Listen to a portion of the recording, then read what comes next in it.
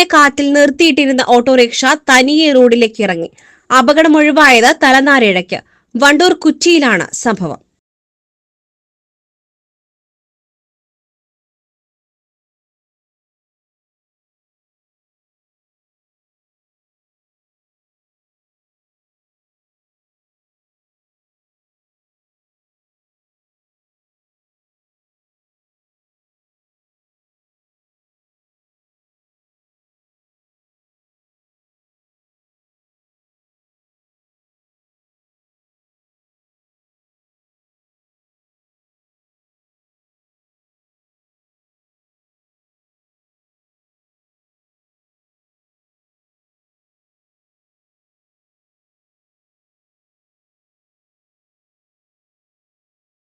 താഴെ കുറ്റിയിലുള്ള അസ്കോ റെക്സിൻ പാലസിലേക്ക് സാധനങ്ങൾ വാങ്ങാനെത്തിയ ആളുടെ ഓട്ടോറിക്ഷയാണ് ശക്തമായ കാറ്റിൽ പുറകോട്ട് നീങ്ങി റോഡിലെത്തിയത്.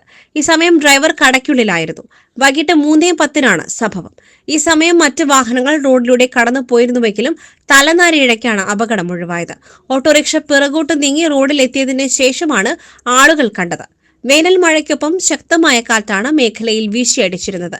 മരക്കൊമ്പുകളും വൈദ്യുതി തൂണുകളും പൊട്ടിവീണ് വ്യാപക നാശനഷ്ടവും ഉണ്ടായിട്ടുണ്ട്. Gold, pure gold.